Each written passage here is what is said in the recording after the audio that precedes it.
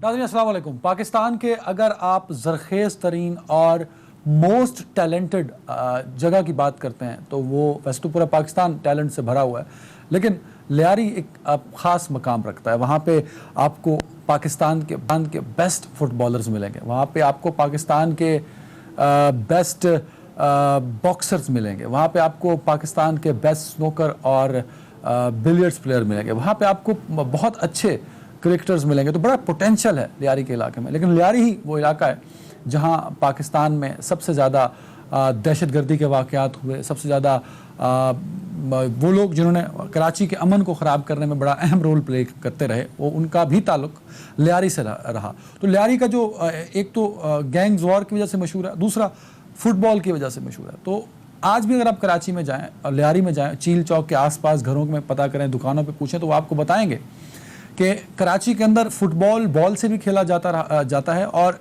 एक फुटबॉल लोगों के सरों से भी खेला गया था।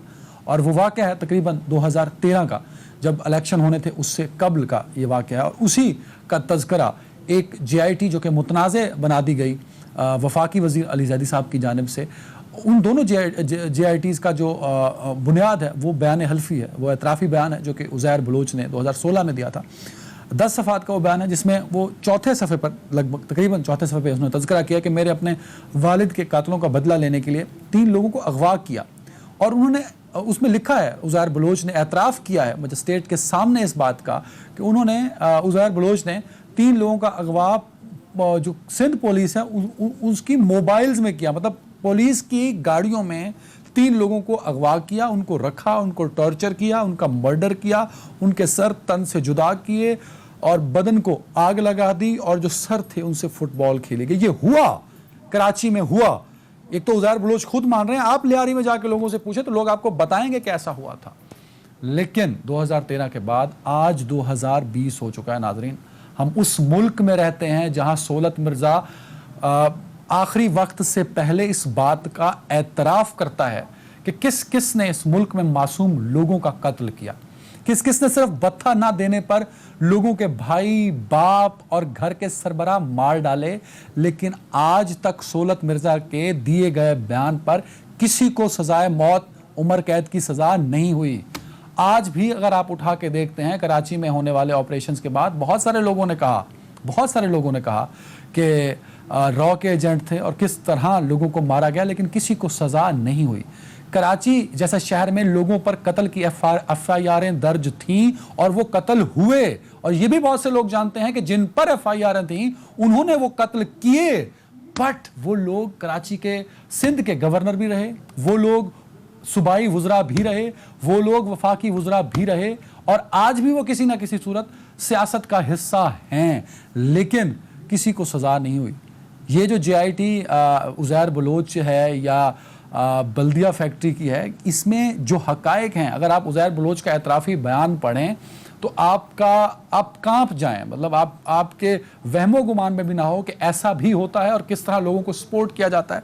पर सवाल ये पैदा होता है नाजरीन कि 2013 के बाद आज 2020 है, किसी को सज़ा नहीं हुई। वो FIR उसी तरह एग्जिस्ट करती हैं और आज भी उनमें कई जो जिनका उज़ैर बलोच एतराफ़ कर रहा है वो FIR नामालूम अफरादों के खिलाफ दर्ज हैं। तो ये एक सिस्टम है इस मुल्क का, और मेरे नज़दीक इस JIT पर भी शायद कोई बड़ी कार्रवाई ना हो, लेकिन ये JIT एक तमाचा है इस मुल्क के सिस्टम के ऊपर कि किस तरह ये सिस्टम खोखला हो चुका है, किस तरह लोग इंसाफ के मुंतज़िर रहते हैं और बिलाखिर मर जाते हैं क्योंकि उन्हें इंसाफ नहीं मिल पाता, किस तरह दहशत गर्दों को परवान चढ़ाया जाता है और किस तरह दहशत गर्दों को सियासी पुश्त पनाही दी जाती है और फिर उससे इनकार भी कर दिया जाता है।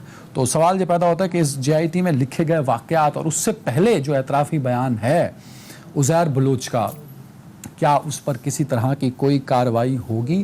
क्योंकि इन तमाम वाक़यात को लगभग कम अज़ कम जो आखिरी वाक़या उज़ैर बलोच ने किया उसको भी 7 साल हो चुके हैं और वो मान चुका है कि ये मैंने किया, लेकिन फिर भी उसको वो सज़ा नहीं हो पा रही। तो क्या होगी या नहीं होगी, कितने साल और लगेंगे, और इन सारे वाक़यात पर क्या एक लंबी प्रोसीडिंग्स चलेगी, इस पर हम बात करेंगे प्रोग्राम के पहले हिस्से में। ये भी होगा कि इसको सियासी रंग क्यों दिया जा रहा है कि अली जैदी साहब एक अलग से GIT रिपोर्ट लें और वो कहते हैं बकौल उनके कि एक शख्स आया उनके घर वो एक लिफाफा दे के चला गया। हमें तो कोई ऐसा लिफाफा आज तक नहीं मिला जिसके अंदर एक रिपोर्ट थी, 2017 में उनको वो रिपोर्ट मिली। सो उसको सियासी रंग दिया जा रहा है, जो कि दिया जा रहा है। उसका फायदा किसको होगा? डेफिनेटली किसी न किसी को होगा। तो लीगल एक्सपर्ट्स तो ये कहते हैं कि वो फायदा उसको होगा जिसका नाम है उस GIT में जो मेन कल्प्रिट है वो है उज़ैर जान बलोच और उससे जुड़े सियासी किरदार, जो कि लगता है कि शायद पस मंज़र से हट जाएंगे अगर इसको यूं ही सियासत का रंग दे दिया गया। तो एक बड़ा अच्छा बयान इस पर आज वज़ीर आला सिंध ने भी दिया है और वो भी कुछ इसी तरह का था कि सियासत की वजह से अली जैदी साहब का जो गैर जिम्मेदारी का मुजाहरा है वो मुल्ज़मान को फ़ायदा पहुंचा रहा है। ये मुराद अली शाह साहब का बयान है। मुझे लगता है कि शायद उनका ये परसेप्शन शायद किसी हद तक ठीक हो सकता है। प्रोग्राम के दूसरे हिस्से में हम बात करेंगे चीफ जस्टिस ऑफ पाकिस्तान एहतसाब के अमल से मुतमईन नहीं है और इसलिए नई अदालतें बनाने का, एहतसाब अदालतें 120 नई एहतसाब अदालतें बनाई जाएंगी ताकि लोगों को बर वक्त एहतसाब मुहैया हो सके।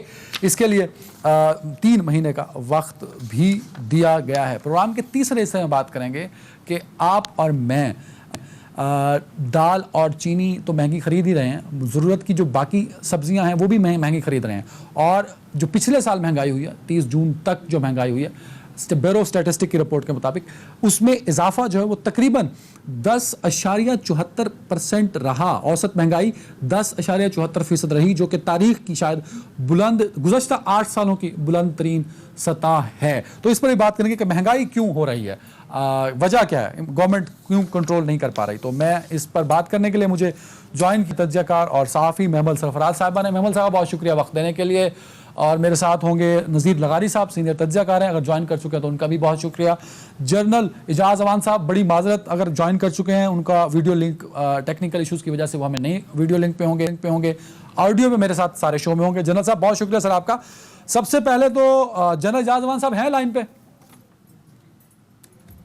जनरल साहब, सर मेरा पहला सवाल आपसे ये है कि ये कैसे मुमकिन है कि जो एक JIT सिंध गवर्नमेंट ने दे दी और एक JIT की रिपोर्ट जो है वो अली जैदी साहब वफाकी वज़ीर हैं वो क्लेम कर रहे हैं कि असल रिपोर्ट जो है वो उनके पास है, जो उन्हें 2017 में एक लिफाफे की सूरत में दी गई। क्या आपको लगता नहीं कि इस तरह की बयानबाजी से एक सियासी रंग दिया जा सकता है इस मुल्क के अहम इशू पर? सर बस थैंक यू वेरी मच। देखिए जी, बात यह है कि इस मुल्क में इस तरह के वाकयात होना कोई सरप्राइज या नई बात नहीं। हमारे मुल्क में अदारे इंडिपेंडेंट नहीं हैं और हर एतबार से पोलिटिसाइज्ड हैं। तो जब तमाम तर इन्वेस्टिगेटिंग अदारे पोलिटिसाइज्ड हों तो वो हुकूमत के कहने पर डिले भी करते हैं, इन्वेस्टिगेशन होती भी हैं, उनको रिपोर्ट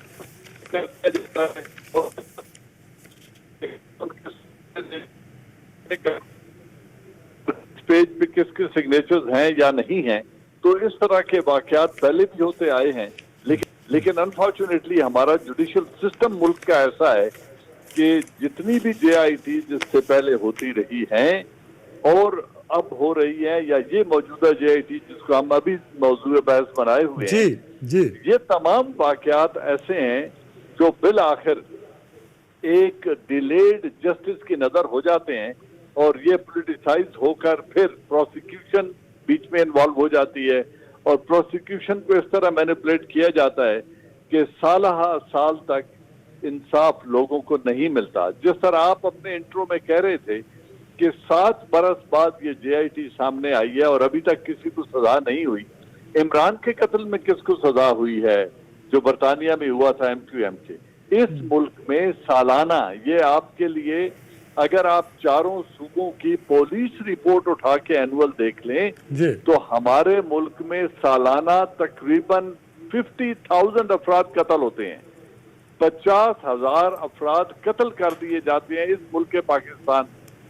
तो उनमें से कितने आदमियों को सजा हुई है? जरा पिछला रिकॉर्ड उठा लें कि ये 1 साल में कत्ल होने वालों की तादाद बता रहा हूं, और आप अगर पिछले 10 साल उठा लें तो 50,000 आदमियों को सजाए मौत नहीं हुई या इन मुकदमों का फैसला नहीं हुआ।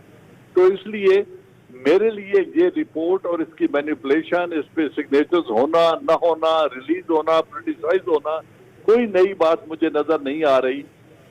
इस मुल्क के खुदादाद में अनफॉर्चुनेटली ऐसा ही होता रहा है मतलब और ऐसा ही होता रहेगा। आप ये कह रहे हैं कि 2020 में डिजिटल वर्ल्ड हो चुकी है सर, अभी भी कोई तब्दीली नहीं हुई, अभी भी सब कुछ मैनेज हो सकता है?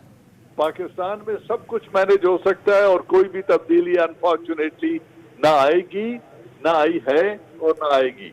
अच्छा सर, एक और पॉइंट, मैं मतलब टेक्निकल चीजें, मतलब मैं चाहूंगा कि टेक्निकल अगर सादा लफ्जों में जवाब हो, क्योंकि जब मैंने 2 JITs पढ़ी, जो अली जैदी साहब ने भी दी, जो सिंध गवर्नमेंट ने भी दी, तो अब फोकस हट गया है कि JIT रिपोर्ट में क्या है सर, सॉरी टू से, अखबारात में, टेलीविजन स्क्रीन पर भी अब हम इस बहस चुके हैं कि भाई असली JIT कौन सी है और नकली कौन सी है। मैं अगर बेसिक कॉन्सेप्ट पे जाता हूं ना सर, तो जो सिंध ने भी JIT दिया वो भी कुछ चीजें बड़ी क्लियरली बता रही है सर। तो आपको लगता नहीं हमने एक अहम इशू को गलत डायरेक्शन दे दिया है, असली और नकली में डाल दिया है, बजाय इसके कि हम मुजरिमों की बात करें, दहशतगर्दों की बात करें, डकैतों की बात करें, कातलों की बात करें, इस सियासी सिस्टम में बैठे खूनखारों की बात करें, हम असली और नकली में पड़ गए सर। ये गलत नहीं हो रहा कहीं? जब स्टेट में होने वाले जुर्म की पुष्टपनाही बरसरे इक्तदार लोग कर रहे हों और स्टेट इंस्टीट्यूशंस को इस्तेमाल करके जुराइम करवाए जा रहे हों, तो फिर इस तरह की मैनिपुलेशन, मिस इन्फॉर्मेशन और इस तरह का अभाम पैदा किया जाता है बाय डिजाइन, ताकि वो मकासद हासिल किए जा सकें जो ताकतवर लोग हासिल करना चाहते हैं। इस मुल्क में कोई शरीफ आदमी जुर्म नहीं कर सकता, ये लिख लें। हमारी पुलिस इतनी इफेक्टिव है कि कोई शरीफ शख्स इस मुल्क में जुर्म नहीं कर सकता। इस मुल्क में सिर्फ वो जुर्म कर सकता है जिसकी पुष्पनाही या पुलिस कर रही हो या बरसरे इक्तदार लोग कर रहे हों। इसके अलावा कोई आदमी जुर्म नहीं कर सकता, और अगर करेगा तो फौरन तख्ताएदार पे पहुंच जाएगा इस तरह के घिनौने जुर्म। बिल्कुल ठीक है। महमल सरफराज साहब, कैसा लगा आपको बयान सुन के, जब अली जैदी साहब ने बड़े वाज़ेह अल्फाज में कहा कि एक लिफाफा उनके घर पहुंचाया गया? मतलब वो बड़े लकी हैं, वो ये ऐसा लिफाफा तो सहाफ़ियों के घर आना चाहिए था ताकि वो एक्सप्लोर करते चीज़ें, को आपको दे जाता, मुझे दे जाता, हसन निसार साहब को दे जाता, आमिर मीर साहब को दे जाता, वो अली जैदी साहब को दे गया। जी अदनान, हमें तो बहुत लोग लिफाफा जर्नलिस्ट कहते हैं, लेकिन हमें नहीं मिले ये लिफाफे। नहीं, इंफॉर्मेटिव लिफाफा तो कम जर्नलिस्ट को मिलता है ना, वो लिफाफा तो बड़ा इंपॉर्टेंट होता है जो इन्वेस्टिगेशन की तरफ लेके जाए। जो बदामी ने पूछा कि शायद खाकी लिफाफा था या क्या था, खैर वजीर बदामी ने, हमारे दोस्त ने पूछा भी। खैर अदनान, आपने जो बात एक्चुअली की है ना कि असल में रिपोर्ट से हटकर अब जो हर किसी की जो एक डिस्कशन या डिबेट स्टार्ट होगी वो असली और नकली में होगी, ये बड़ा वाकई ही अनफॉर्चुनेट सी चीज है। क्योंकि आप देखिए कि एक रिपोर्ट आई, उसमें एक में सिग्नेचर्स हैं, एक में नहीं है, मतलब पूरे प्रॉपर जिस तरह से होना चाहिए एक JIT के अंदर। एक हुकूमत सिंध ने रिलीज की है, एक अली जैदी साहब रिलीज कर रहे हैं, यानी कि आप समझे कि PTI की तरफ से आई है। तो अब ये बहुत ज्यादा एक तो पीपल्स पार्टी वर्सेस PTI बन गया है, जो कि हमने वैसे ही देखा कि सिंध गवर्नमेंट वर्सेस एक फेडरल गवर्नमेंट कह लें या वर्सेस PTI बन गया था पूरे कोरोना के इशू के ऊपर भी, अब ये उजैर बलोच के इशू के ऊपर भी बन गया। असल चीज ये जी, पहले तय कर लें कि असल कौन सी है, नकली कौन सी है। अगर सिग्नेचर जाहिर बात है इदारों ने की हैं, उसके ऊपर इदारों के हेड ने, मतलब उन लोगों ने की हैं जो बड़े रिस्पेक्टेबल भी हैं और बड़े सीनियर पोजीशन के ऊपर भी हैं, वो आकर कह दे जी ये नकली है या सिंध गवर्नमेंट ने कोई टेम्पर की है। अगर वो ये कह देते तो फिर हम अली जैदी साहब की बात मान लेते हैं। अगर अली जैदी साहब के पास कोई ऐसा एविडेंस है कि जी उन्हीं वाली सच्ची है और सिंध गवर्नमेंट की झूठी है, तो वो भी लाके वो पेश करते। वो बार बार सो मोटो कह रहे हैं, बात यह है कि सो मोटो नहीं, आप फोरेंसिक्स के लिए भेज देना, मतलब और भी इसके तरीके हैं जिससे आप वो कर सकते हैं। हम हर चीज के अंदर अदालत को घसीटना तो कोई जरूरी काम नहीं होता। फिर दूसरी चीज ये है कि असल बात उसके अंदर है कि उजैर बलोच एक क्रिमिनल है, एक टेररिस्ट हैं, एक गैंगस्टर हैं, उनके साथ ताने बाने किन किन के मिलते हैं, क्या है। बात यह है कि at the end of the day तो आप लोगों ने सजा देनी है, ना सिर्फ उनको बल्कि उनके जिन्होंने उनको एड किया या अबेट किया और इस तरह के लोगों को। इसको इतना ज्यादा जब सियासी रंग दिया जाता है तो फिर जाहिर बात है PTI से भी सवाल होता है कि आपके जो GDA की अलायंस है उसमें जुल्फिकार मिर्जा साहब भी हैं। फिर ये तो जुल्फिकार मिर्जा साहब तो बेशक पीपल्स पार्टी 2011 में छोड़ के थे, लेकिन 2016 तक तो वो कहते रहे मेरे भाई भी हैं और इस तरह की, मतलब जो भी बातें उजैर बलोच साहब के बारे में वो करते रहे। तो ये जो चीजें हैं, ये मेरे ख्याल में इसके ऊपर एक मिसलीड हो रही है। हाँ, मतलब कि असल इशू पे नहीं आ रहे ना, असल इशू इज क्राइम। क्राइम हुआ, लोग मरे बिल्कुल हैं। ठीक है जनरल साहब, ये बड़ी इंपॉर्टेंट पिछला सवाल भी सर जनरल साहब आपसे यही पूछा था, महमल सरफराज ने उसी को दोबारा हाईलाइट किया। मैं चाहूंगा जरा क्लियरली अगर बात हो जाए, महमल और मेरी राय यह है कि जो असल इशू था शायद उससे अब डाइवर्ट हो गई है सर, तो ये डाइवर्ट बाय चांस हो गई या मिस हैंडल हो गया पीटीआई से और अली जैदी साहब से ये मसला? देखें, ये डाइवर्ट मीडिया की हद तक हुआ है, अखबार की हद तक हुआ है, ये जो हमारे टॉक शोज हैं इनकी हद तक हुआ है, या पॉलिटिकल स्टेटमेंट्स की हद तक हुआ है। अदालत ने न टेलीविजन के बयान पे मुकदमा चलाना है, न सियासी वजीर आला या किसी जैदी साहब के बयान पे मुकदमा चलाना है जी। अदालत ने उन हकायक को सामने रख के मुकदमा चलाना है जो जेआईटी की ऑफिशियल वर्जन अदालत के सामने पेश की जाएगी। नहीं वो और तो सर जिस पे जनरल साहब बड़ी माजरत, अली जैदी साहब तो पिटिशनर बनने को तैयार है ना सर, वो तो कहेंगे कि मेरे पास जो जेआईटी है उसमें भी उन 4 लोगों के दस्तखत हैं, पहले उनको बुलाइए। तो महमल भी यही कह रही है कि असल इशू रुक जाएगा, जो 198 लोगों के वर्षा हैं वो मुंतजिर रहेंगे, हो सकता है खुदा ना खास्ता उनमें से कई लोगों के वर्षा अल्लाह को प्यारे हो जाएं, खुदा ना खास्ता। ये सिस्टम ऐसा है सर इस मुल्क का, बल्दिया फैक्ट्री को आग लग गई, उस पर बात ही कोई नहीं कर रहा सर। अगर स्टेट नाम की कोई चीज है और वो लोग जानते हैं कि किसने मुकदमे की पैरवी करनी है जी, तो क्या हुकूमत वक्त पैरवी को किसी पॉलिटिकल वर्कर या पॉलिटिकल एमएनए या एमपी के हवाले करना चाहती है, या उसकी प्रोसिक्यूशन करानी चाहती है होने वाले जुराइम की, ताकि जो मजलूम लोग हैं जिनको मारा गया है उनको इंसाफ मिले? तो मेरे ख्याल में ये न जैदी साहब की मर्जी है, न हुकूमत की, न पॉलिटिकल पार्टी जो सिंध की है उसकी। देखना यह है कि जेआईटी बनाने का हुक्म किसने दिया, जेआईटी रिपोर्ट फॉर्मल सबमिट किसको हुई, और कौन सी जेआईटी रिपोर्ट है जो इस प्रोसिक्यूशन का बुनियाद बनेगी। अब जो भी कंट्रोवर्सी पॉलिटिकल हो जाए, आप देखें जितनी जेआईटीज आज तक इस मुल्क की हुई हैं उनमें से 1971 से शुरू करें आज तक, कौन सी जेआईटी है जिसको तमाम तर पॉलिटिकल लीडर्स ने यूनानिमसली एक्सेप्ट किया है कि ये एक दुरुस्त रिपोर्ट है? ये न कभी पहले हुआ है न आज हो रहा है। लेकिन मैं फिर वही दोहराऊंगा कि अदालत ने फॉर्मल जो उनको सबमिट की जाएगी जेआईटी, जिसको जो जेआईटी की टीम है वो वेरीफाई करेगी कि यस हम है, बिकॉज उनकी एविडेंस होनी है, तो उस पे बेस करके मुकदमा चलेगा। बिल्कुल ठीक है, कंट्रोवर्सी से कोई फायदा नहीं। नजीर लगारी साहब, ना फायदा है ना नुकसान है सर। अली जैदी साहब का जो क्लेम है, जो उनके पास कुछ पेपर्स हैं जिन पर साइन है चार ऑफिशियल्स के, उससे पीपल्स पार्टी का सियासी करियर बड़ा डैमेज होता नजर आ रहा है। और अगर दूसरी जेआईटी जो ऑफिशियल वेबसाइट पर है होम डिपार्टमेंट की, अगर उसको भी उठा लिया जाए तो वो भी इनडायरेक्टली पीपल्स पार्टी से सियासी लिंक उज़ैर जान बलोच का जोड़ रही है, जिस पर तकरीबन 198 लोगों के कत्ल हैं, बत्ताखोरी है सर, कराची में दहशत फैलाना है। तो क्या आपको लगता है कि ये रिपोर्ट्स पीपल्स पार्टी की के सियासी करियर के लिए खतरा हो सकती हैं? वो देखना यह है कि उज़ैर बलोच को पार्टी से निकाले जाने या पार्टी ने उससे डिस्टेंस जब किया। असल में तो उज़ैर बलोच को लाया कौन? एक रहमान डकैत था, रहमान डकैत का ये भांजा था, इसकी रिश्तेदारी थी लालू से, लालू का बेटा अरशद पप्पू था, अरशद पप्पू का भाई यासिर अरफात था, और ये इनका रिश्तेदार था। और ये एक पूरा गैंग था, उसके नाना का अलग गैंग था और उसके मामू का अलग गैंग था। इसका अपना ये आकर बना, जब सब मारे गए तो ये इसके बाद इसका अपना गैंग बना। फिर इसने इसके सामने हुआ जो कुछ उसने अरशद पप्पू के भाई के साथ किया, उसका सर काट कर उसके साथ जो है फुटबॉल खेलते रहे, और ये जो है उस सारे गेम को एंजॉय भी करता, देखता भी रहा। तो पीपल्स पार्टी ने तो अपने आप को डिस्टेंस किया था और उसके खिलाफ बाकायदा कार्रवाई भी की थी, सारा कुछ हुआ था। कुछ लोग उसको बगल में लेकर बैठे हुए थे, पता नहीं उनका पता चलना चाहिए कि कौन लोग थे जो उसको बगल में लेकर बैठे हुए थे और कौन उनकी लगारी साहब, पीपल्स पार्टी के डिस्टेंस से पहले के जो कत्ल हैं, पहले के जो वाकयात हैं, पहले की जो बत्ताखोरी है सर, उसका हिसाब कौन देगा? ये तो पीएसपी वाला जवाब हो गया। मैं कहता हूं कि उसको इन्वेस्टिगेट करना चाहिए, उसके ऊपर कार्रवाई करनी चाहिए, उसके ऊपर केस बनाना चाहिए, उसके ऊपर केस चलाना चाहिए, एविडेंसेस लानी चाहिए। ये असल में ये तो जेआईटी रिपोर्ट है ना, जेआईटी रिपोर्ट कोई कोर्ट का जजमेंट तो नहीं है, वो तो कुछ लोगों की रिपोर्ट है। अब आपने ये बहस शुरू की हुई थी कि ये इसको तो मुतनाज़ा बनाने की कोशिश की जा रही है ना, ताकि बात जाए ही ना असल बात की तरफ कोई ना जाए।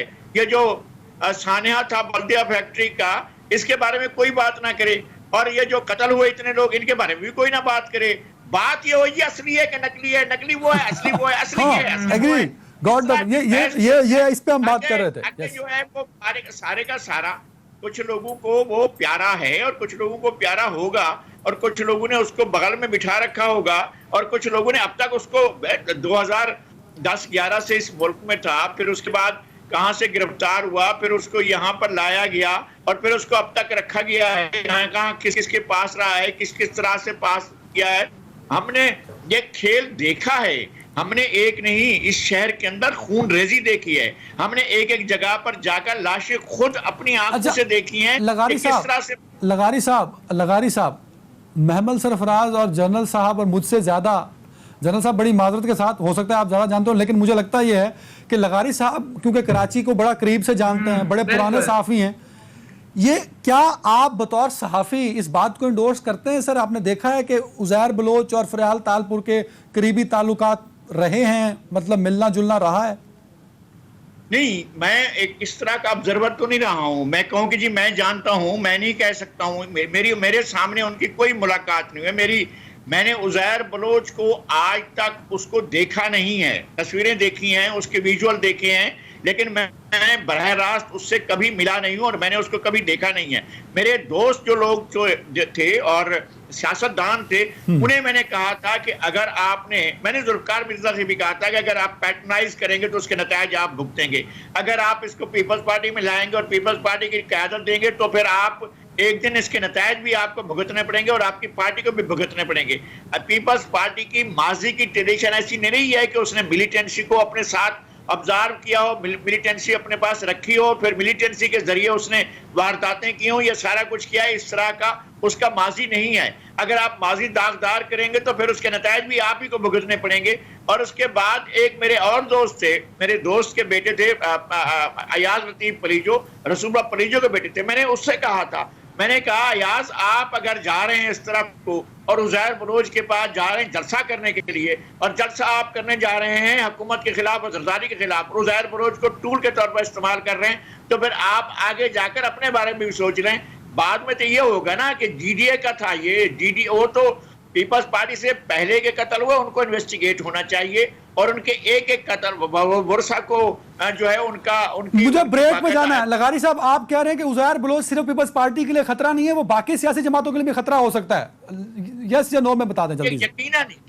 यकीना। और इसलिए कि उनके लिए मसला यह था कि जुल्फ़िकार मिर्ज़ा साहब के साथ उसने काम किया, शुरू वो लेकर आए उनको पॉलिटिक्स के अंदर, और फिर उसके बाद गॉट द पॉइंट सर। एक ब्रेक ले लीजिए जल्दी से। एक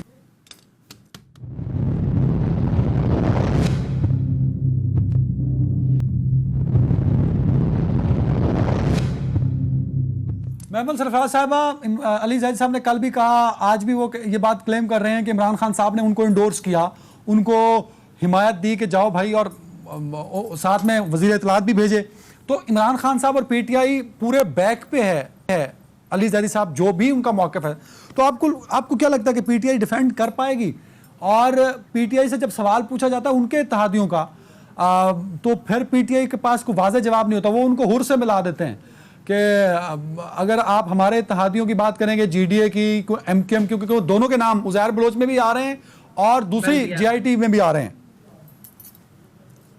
देखिए अदनान, जिस तरह लगारी साहब ने जो बात की ना, वो बड़े पते की बात थी। उन्होंने कहा कि असल में इन्होंने मेन मसले से, यानी बल्दिया में जितने लोगों की डेथ हुई उसके लिए कौन रिस्पॉन्सिबल है, उज़ैर बलोच ने कितनों की पुष्टपनाही की, कितने कत्ल किए या उसके गैंग में कितने किए, उस सब से अब लोगों की नजर हट गई है और लड़ाई में पड़ गए। बस हम लोग भी टीवी के ऊपर भी हम यही डिस्कस कर रहे हैं ना कि PTI versus people's party, PTI Ali Zaidi versus Sindh government, Ali Zaidi की JIT सिंध गवर्नमेंट की JIT, ये चीजें डिस्कस हो रही हैं। ये नहीं डिस्कस हो रहा कि उज़ैर बलोच ने किसकी एमा पे, क्या वो पुलिस थी, क्या वो कोई और था, क्या वो कोई दुश्मन मुल्क था, क्या था, या कोई पॉलिटिकल पार्टी थी, या कौन लोग थे जो उसके एनेबलर्स थे, जो उसके हैंडलर्स थे।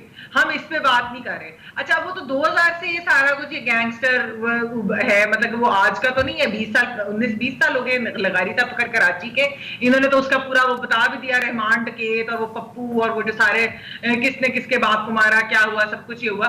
तो ये तो मुशर्रफ दौर के से बने हुए हैं, ये कोई आज के तो है नहीं। तो इनके खिलाफ, और फिर बल्दिया के ऊपर भी आप रिपोर्ट पढ़ लें, वो तो एक तो खैर वो तो मनाजिर ही इतने दिल दहलाने वाले थे। मुझे तो आज तक, मैं आपको बताऊं सच्ची बात है, मेरे ज़हन से वो मनाजिर ही नहीं निकलते, जो चीखें और जो वो खौफनाक अल्लाह माफी दे वो चीजें थी। तो हम अगर उनके कातलों को, या जिन्होंने वो भत्ता लेने के लिए और पैसे लेने के लिए सब कुछ इतना बड़ा क्राइम कर दिया, इतना खौफनाक क्राइम कर दिया, अगर हम उनके ऊपर बात नहीं करेंगे या उनके लोगों को सजा नहीं दिलाएंगे, तो फिर क्या फायदा JITs का? अदनान, आप मुझे बताइए, फिर क्या फायदा इन केसेस का? अगर सिर्फ पॉलिटिकल अलायंसेस की वजह से या कोई और मजबूरियों की वजह से अगर आपने एक्शन ही नहीं लेने उन लोगों के खिलाफ, तो फिर ये JITs बनाकर आप क्या करते हैं? मतलब कि फिर इसका क्या फायदा? इसका कोई कंक्लूजन है कि नहीं है?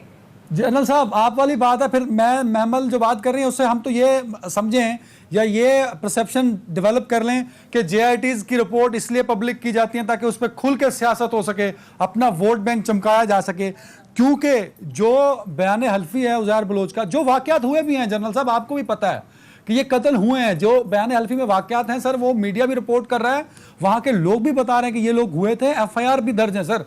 तो ये ऐसा वाक़या नहीं है कि नहीं हुआ और उज़ैर बलोच कह रहा है कि जी मैंने किया था। लेकिन उज़ैर बलोच से जुड़े जो सियासी किरदार हैं सर, उनका ताल्लुक सिर्फ PTI पीपल्स पार्टी से नहीं है सर। ये तो लगारी साहब भी मानते हैं, महमल भी मानती हैं, मैं भी मानता हूँ, आप भी मानते हैं, जिसने JIT पढ़ी है सब मानते हैं। उसमें GDA भी आ रही है जो कि इत्तेहादी है बहुत बड़ी, जुल्फ़िकार मिर्ज़ा साहब, इमरान खान साहब की। उसमें MQM पाकिस्तान के लोग भी आ रहे हैं सर। तो क्या आपको लगता है कि ये उज़ैर बलोच को बचाने के लिए सारे किरदार जो हैं जोड़े गए हैं ताकि उज़ैर बलोच और ये इस तरह के लोग जो हैं वो बच जाएं, उनको सजा ना हो, और बाकी सियासी तबका जो है वो अपनी प्रोडक्शन की खातिर उनको बचा लेगा? जनरल साहब, साथ हैं? जनरल साहब की लाइन ड्रॉप है। लगारी साहब, सेम क्वेश्चन है सर आपसे। जी जनरल साहब आ रही है, बोलिए। जी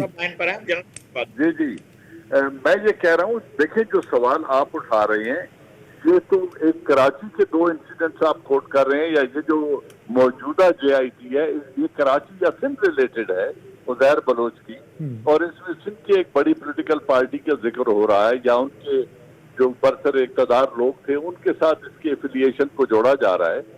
यही वतीरा चारों सूबों में है। मैं आपको ये कह रहा हूँ कि जुराइम की पुष्ट पनाही करना, इस तरह के अनासर को पालना हमारे मुल्क का एक सियासी कल्चर है, और ऐसे लोगों को पाला जाता है। और ये जो इश्तिहारी मुजरिम हैं, ये इनके पर्सनल बॉडीगार्ड के तौर पे आपको असेंबलियों के कैफेटेरिया में बैठे नजर आएंगे। जब सूबाई असेंबली का या कौमी असेंबली का इजलास हो रहा हो तो इश्तिहारी मुजरिम कैफेटेरिया में बैठे होते हैं, ये इनकी कारों से उतर रहे होते हैं। ये कोई नई बात नहीं है। लेकिन फिर बहस की को समेटते हुए मैं उसी तरफ आऊंगा कि अगर इस मुल्क का कोई अदालती निजाम है तो उन्होंने एविडेंस पे बेस करके फैसला सुनाना है, उन्होंने पॉलिटिकल एफिलिएशन पे नहीं सुनाना। अगर JIT ने कोई ऐसी एविडेंस कलेक्ट कर ली है, और जिस तरह ये अभी हम एतराफी बयान की बात कर रहे हैं कि उसने इकबाल जुर्म किया है कि मैंने ये जुर्म कर चुका हूं मैं, उसके साथ अगर उसको एविडेंस को लिंक किया जाएगा तो इस आदमी जनरल साहब बड़े औखे पैंडे पाता तुसी सर वो अगर अदालत में जाके इससे इनराफ कर देगा तो उसकी बात अदालत मानेगी ना सर। हाँ, यही देखो, इस मुल्क का कानून ऐसा ही है, और हमेशा अदालतों में मुजरिम प्लीड नॉट गिल्टी से, कोई भी जुर्म अदालत में मुजरिम जाके ये नहीं कहता कि जी मैंने ये जुर्म किया है, वो नॉट गिल्टी प्लीड करता है। फिर एविडेंस ने, JIT ने और इन लोगों ने वो शहादतें लेकर आनी है जिनकी बेसिस पर उन्होंने ये सब कुछ लिखा है। बिल्कुल ठीक है। महमल कुछ कहना चाह रही है सर। जी महमल। नहीं अदनान, मैं फिर ये कह रही हूँ कि जब आप एक शख्स को इस पूरी JIT के अंदर इस तरह लग रहा है कि जैसे PTI वाले जुल्फ़िकार मिर्जा साहब को भी बचाने की बड़ी कोशिश कर रहे हैं, जब आप एक शख्स को इतना बचाने की कोशिश करते हैं तो पोलिटिसाइज तो हो जाते हैं ना इशू। मतलब उनके ऊपर तो कोई बात हो ही नहीं रही उस तरीके से। तो ये भी एक बड़ी वजह है मेरे ख्याल में कि जो ये इतनी ज्यादा असली वर्सेस नकली का जो मसला हो गया। लगारी साहब एक कमेंट आखिरी इस पे लेना चाहूंगा। एक तो शहादतों की बात की है क्या आपको, क्योंकि जेआईटी में जो तस्करे हैं उससे मुझे नहीं लग रहा कि शायद सॉलिड एविडेंस इकट्ठे कर पाए होंगे, क्या आपको लगता है कि उज़ैर जान के खिलाफ सॉलिड एविडेंस प्रोड्यूस कर पाएगी हमारी लीगल टीम्स? एक और दूसरा जो मैमल बात कर रही हैं कि पीटीआई मिर्जा साहब को, जुल्फकार मिर्जा साहब को बचाने की पूरी कोशिश कर रही है। जुल्फकार मिर्जा साहब का कितना रोल है उज़ैर जान बलोच के इस केस में सर? नहीं, उज़ैर तो प्रोडक्शन थी ना उसकी, उसने प्रोड्यूस किया था डॉक्टर जुल्फकार मिर्जा ने। डॉक्टर जुल्फकार मिर्जा उनके पुष्ट पनाह थे, और वो बाद में जो झगड़े हुए थे आसिफ जरदारी के और जुल्फकार मिर्जा के, इसी बुनियाद पर हुए थे कि भाई आप पार्टी के अंदर इसको थोप रहे। फिर उज़ैर बलोच ने डिक्टेट कराना शुरू कर दिया था, फलां से फलां को टिकट मिलेगा, मलिर से उसको टिकट मिलेगा, फलां जगह से उसको टिकट मिलेगा, और लियारी का टिकट इसको मिलेगा। उसने अपनी मर्जी से टिकट लेने की भी कोशिश की थी, और ये सारा कुछ हुआ था। इन बात पर झगड़े हुए हैं, ये सबको मालूम है, हमें भी मालूम है इन तमाम चीजों का। तो किस तरह से जुल्फकार मिर्जा साहब का जरदारी साहब से जो झगड़ा हुआ था, वो उसकी वजह उज़ैर जान बलोच थे। उज़ैर जान बलोच ज्यादा क्लोज हो गए थे जरदारी साहब के। जरदारी साहब के क्लोज कहाँ हुआ था? वो तो मुझे एविडेंस नहीं है कि जरदारी साहब के साथ उनका कोई ताल्लुक था। वो तो हमेशा से डॉक्टर जुल्फकार मिर्जा के करीब रहे। फिर डॉक्टर जुल्फकार मिर्जा उनको जीडीए की लीडरशिप के पास ले गए। मैंने ये बताया ना कि अयाद लतीफ अली जो लियारी में जलसे में गए थे, और वहां एक बेचारी खातून मारी गई थी, और वो बड़ी ब्रिलियंट खातून थी, बड़ा उसका बहुत बड़ा नॉलेज था, उसका बड़ा बैकग्राउंड था। वो पीआईए में उनकी जॉब थी, लेकिन उसका अपना काम बहुत ज्यादा था। वो खातून जो है वो बेगुनाह बीच में आकर मारी गई थी, वहां फायरिंग हुई थी, सारा कुछ हुआ था। और मैंने उस वक्त भी अर्ज किया था कि देखो, अगर नॉन पॉलिटिकल मिलिटेंसी को अगर कोई भी जमात, चाहे वो जुल्फकार मिर्जा हो, चाहे वो पीपल्स पार्टी हो, चाहे कोई भी हो, एमकेएम के बारे में भी हमने कहा था कि अगर उनके अंदर मिलिटेंसी होगी तो सियासत तो नहीं चलेगी ना, कोई और चीज चलेगी। और बाज दफा हम क्यों ना मान लें यार, इदारे भी मिलिटेंसी को जो है सपोर्ट करते थे और मिलिटेंसी को बूस्ट अप करते थे, ये करते रहे ना यार, हम क्या बात करें। मुक्के लहरा कर अपना परवेज मुशर्रफ क्या कहते थे, उन्होंने भी तो मिलिटेंसी को सपोर्ट किया था, मिलिटेंसी की पुष्टपनाही की थी। और ज़ियाउल हक ने भी। तो लगारी साहब, अकेले उज़ैर जान बलोच को सजा नहीं होनी, अगर सजा इस सिस्टम ने दे दी, खुदा ना खास्ता, अभी तक तो नहीं, 71-72 साल की तारीख तो तारीख ही है, अगर उज़ैर जान बलोच को सजा होती है तो अकेले उज़ैर को नहीं होगी, आप कह रहे हैं कि और भी लोग उसमें शामिल होंगे, बड़े पब्लिक फिगर्स। मैं कह रहा हूं कि एक वसी तर आपको इन्वेस्टिगेशन करनी होगी, और सिर्फ एक सेगमेंट है क्या, लियारी है क्या? लियारी के अलावा और कोई सेगमेंट नहीं है। रोजाना इसके पैदा होने से पहले और इसके सामने आने से पहले और इसका सियासत में आने से पहले, या इस तरह का इसके चेहरा सामने से आने पर कराची में मिलिटेंसी नहीं हो रही थी, कराची में लोग नहीं मर रहे थे, कराची में रोजाना का स्कोर क्या होता था। कितनी बदनसीबी की बात है कि हमारे रिपोर्टर एक दूसरे से बात कर रहे हैं, यार आज का स्कोर जरा बताना कितना हो गया है। वो कहते थे 55 हो गया है, वो कह रहा है यार 55 देखना, मेरे पास तो 57 हो रहे हैं, और वो 57 वाला कहता है यार एक और से पूछ लेते हैं, वो कह रहे यार मेरे पास 69 हो गए हैं, तुम्हारे पास कितना स्कोर है यार। इस तरह की बात होती थी। और ये स्कोर लगारी साहब आप लोगों की शहादतों का बता रहे हैं नाजरीन, ये लगारी साहब लोगों की शहादतों का स्कोर बता रहे हैं। जी, मैं ये अर्ज कर रहा हूं कि ये स्कोर होता था कि कितने लोग मारे गए। हाँ, 69 लोग मारे गए, 75 लोग मारे गए, तो सारे तो उज़ैर बलोच नहीं मारे थे, कुछ और भी लोग थे। आप पहले उनका इन्वेस्टिगेट करोगे। पिछले जब से कराची के अंदर मिलिटेंसी शुरू हुई है, क्या आप वो सारी की सारी मिलिटेंसी का एक रिकॉर्ड बनाओगे? अगर सिंगल आउट करके आपने फांसी पर चढ़ाना है कैमली शाह को और फरियाद टालपुर को, आसिफ जरदारी को, किसी को भी, तो आप कर लें, किसी को भी कर लें, आपने मर्जी है आपकी। अल्लाह करे सर, अल्लाह करे इस मुल्क में इंसाफ हो। मेरे पास टाइम कम है, मुझे आगे बढ़ना है। महमल सरफराज साहबा, चीफ जस्टिस के आज के रिमार्क्स आपकी तरफ ला रहा हूं, मैं एक कॉमेंट चाहूंगा इस पर। 1226 रेफरेंस जेर अल्तवा है नैब के। आप हंस रही हैं, आपने कहना है कि मुझे स्पेशलाइज सवाल नहीं पूछना। मतलब मैं बड़ा सर देखें, महमल साहबा, नैब की परफॉर्मेंस तो हम सबके सामने है ना, हम उस पर बात तो कर सकते हैं। कौमी इदारा है, आपका और मेरा इदारा है, कोई हिंदुस्तान का इदारा तो है नहीं। वो चीफ जस्टिस साहब कहते हैं कि जी अगर 1226 रेफरेंसेस के फैसले होने हैं तो इसमें 1 सदी लग जाएगी। ये है नैब की परफॉर्मेंस। आला अदलिया के सबसे बड़े ओहदे पर फाइज चीफ जस्टिस साहब के नैब के हवाले से ये रिमार्क्स हैं।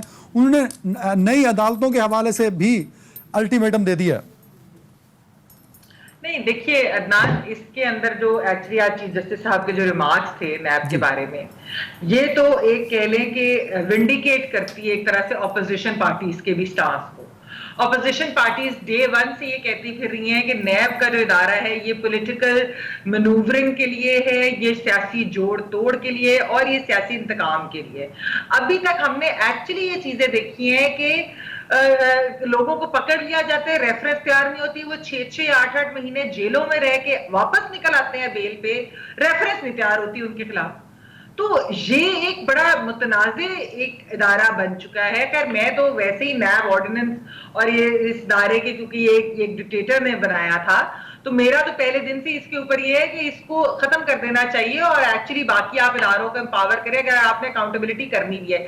मसला ये है अकाउंटेबिलिटी के नाम के ऊपर सियासी इंतकामी कार्रवाइयां हो रही हैं, तो शायद ये एक बहुत बड़ी वजह है। तो अगर चीफ जस्टिस साहब ने भी आज इस चीज के ऊपर ये कह दिया और नहीं अकाउंटेबिलिटी कोर्ट्स बना रहे हैं और वो कह रहे हैं कि भाई सन 2000 से पढ़े हुए, इन्हें 20 साल हो गए केसेस पड़े हुए, अभी तक वो रेफरेंसेस का कुछ बना नहीं, तो ये स्पीडी जस्टिस इसका क्या है, 3-3 महीने में भुगतान। Got the point. जनरल साहब, कैसे मुमकिन है पाकिस्तान के अंदर सैफुर रहमान का साथ था, वो शायद एहतसाब कमीशन, वहां से शुरू करता हूँ 2020 में नैब की कारकर्दगी तक आता हूँ।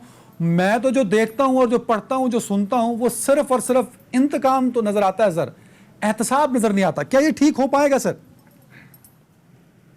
देखिए, नाउमीदी तो गुनाह है, लेकिन इतना जल्दी भी नहीं होगा जितना आप सोच रहे हैं। देखिए, चीफ जस्टिस साहब जो हैं, उनका अच्छी बात उन्होंने कही है, खुदा करे वो ऐसा कर पाए जो वो करना चाह रहे हैं। मैं समझता हूँ हमारे मुल्क का पूरा अदालती निजाम ओवरऑल होने वाला है।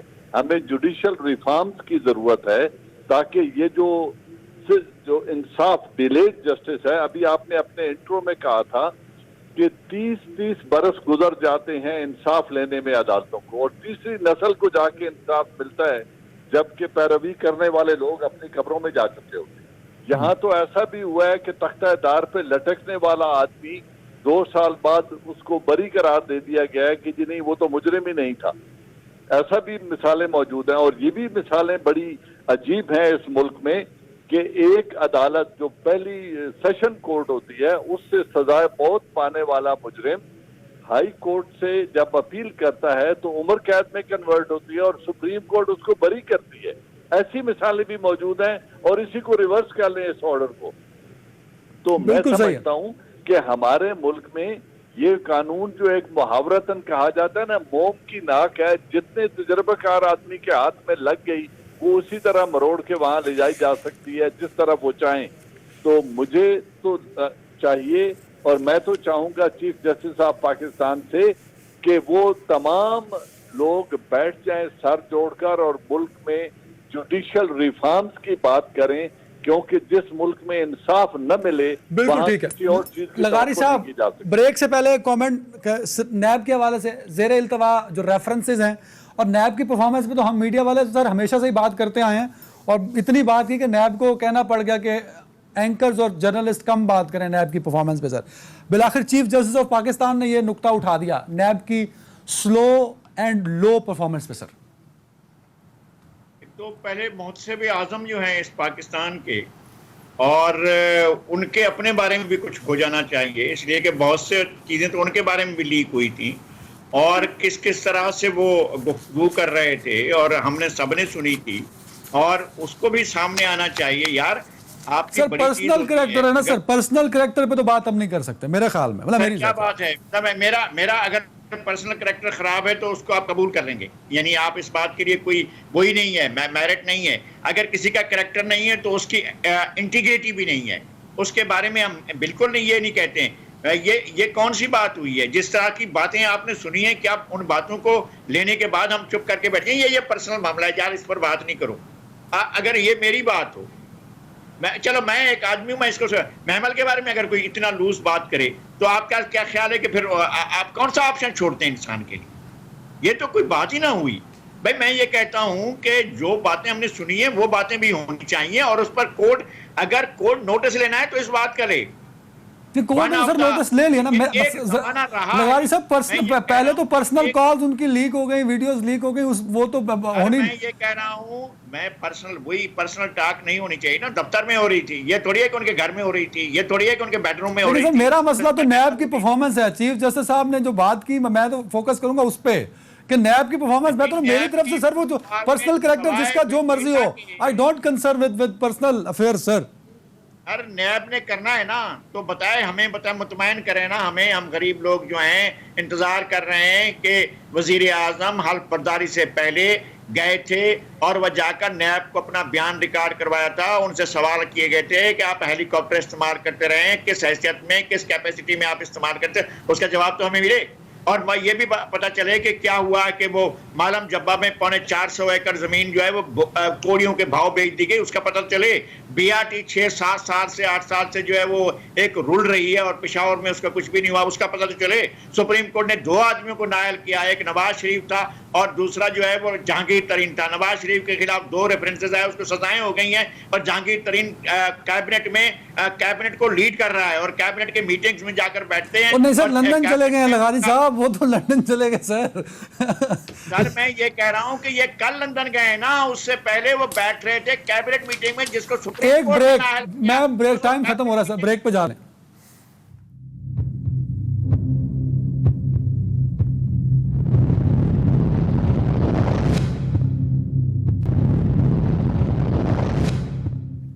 जी नाज़रीन, वेलकम बैक। जनरल साहब, आखिरी 10 मिनट मेरे पास रह चुके हैं सर। इस मुल्क में महंगाई बढ़ रही है और ब्यूरो ऑफ स्टैटिस्टिक के मुताबिक पिछले साल 10.74% रही सर महंगाई की शरह।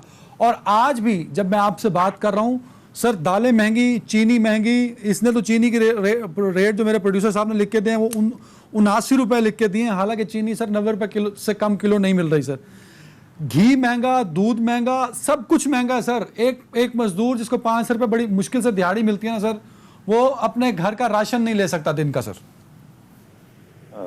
बल एक रियलिटी है, ऐसा हो रहा है और महंगाई की वजह भी है और वजूहात हमेशा हुआ करती हैं। लेट्स प्रे कि ये ठीक हो जाए। मैं तो मुइशत का सर अगर दुआ से ही सब चलाना है जनरल साहब, बड़ी माजरत के साथ, तो फिर वोट शोट हुकूमतें खत्म करते हैं सर। मौलवियों के पास रोज 5 वक्त नमाज, नहीं ये बात नहीं है। और जी जी जी देखिए ये बात नहीं है।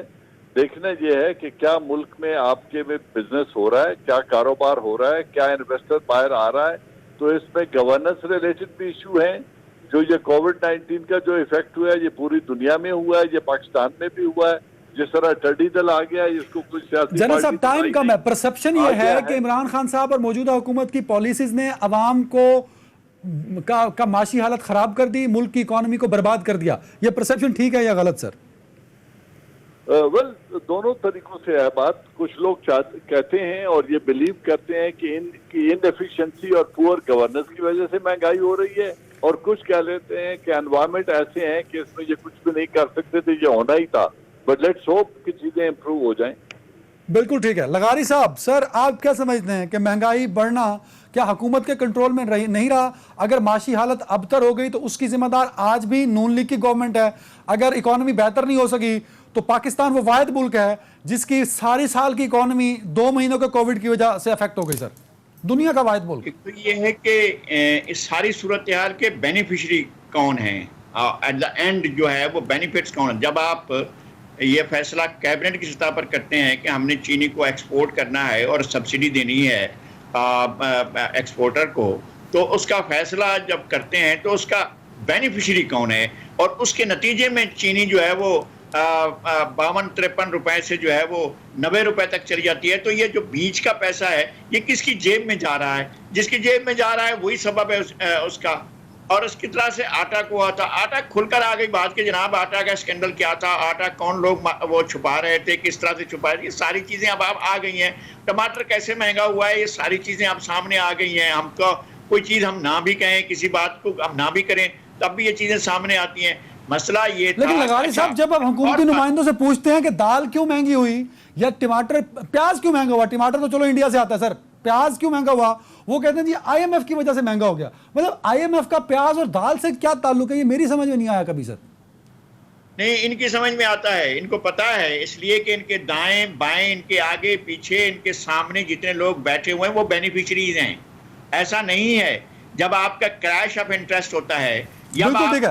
आपका इंटरेस्ट किसी चीज में होता है। महमद पर सरफराज मुझे साहब, वही चीज़- आखिरी 90 सेकंड्स, इमरान खान साहब ने जिस पे नोटिस लिया, या वो चीज गायब हो गई या वो चीज उसकी महंगी हो गई। अब लोग कह रहे हैं कि अल्लाह के इमरान, वास्ते को नोटिस ना लें, नोटिस ना लें, बस नहीं सर। सारा जो कर दिया है करें, नोटिस ना लें बस। महमद साहब, मेरी ख्वाहिश ये है कि इमरान खान साहब महंगाई पर नोटिस लें। देखिए अदनान, बेसिकली शुरू में जब जो लोग जो माहिर मईशत है उनसे बात जब करते हुए ये कहते हैं कि शुरू में ही IMF के पास जाना चाहिए था। कोई भी हुकूमत होती, खा वो नून की होती, पीपल्स पार्टी की होती, PTI की होती, जाना था। इन्होंने जो डिली डैलिंग की तो ऐसा डिले किया, उसकी वजह से असद उमर साहब को बाद में अपनी नौकरी से भी हाथ धोना पड़ा, मतलब वजारत से सॉरी हाथ धोना पड़ा। तो उसके बाद जो है तब तक शायद फिर उसके बाद भी मिसमैनेज हुई। एक तो ये है कि इन्वेस्टर्स कॉन्फिडेंस नहीं रहा। फिर ये जो नैब का पिछला आपका था ना टॉपिक, नैब के केसेस की वजह से ब्यूरोक्रेसी भी आधी चीजें काम नहीं कर रही, आधे प्रोजेक्ट्स नहीं शुरू हो रहे, बहुत सारे इसकी वजह से बहुत ज्यादा चीजें। बिजनेसमैन भी शुरू में नैब की वजह से डर गए थे, आपको पता है। फिर वजीर आजम साहब ने खुद बल्कि कहा था कि उनके ऊपर नहीं, किसके ऊपर हाथ डालना है, किसके ऊपर नहीं, इस तरह की बातें जिस वक्त हुई थी। तो मेरे ख्याल में it's number of factors and mismanagement. वो जब सब इकट्ठे हो गए तो उसके बाद फिर ये रिजल्ट हुआ। और देखिए, कोरोना से पहले भी आपकी इकोनॉमी को बहुत खातिर खा काम नहीं कर रही थी, कोरोना के बाद तो पूरा ग्लोबल रिसेशन आ रहा है। बहुत शुक्रिया मेरे तीनों मुअज़्ज़िज़ नाज़रीन, अपना ख्याल रखिएगा। अल्लाह हाफ़िज़।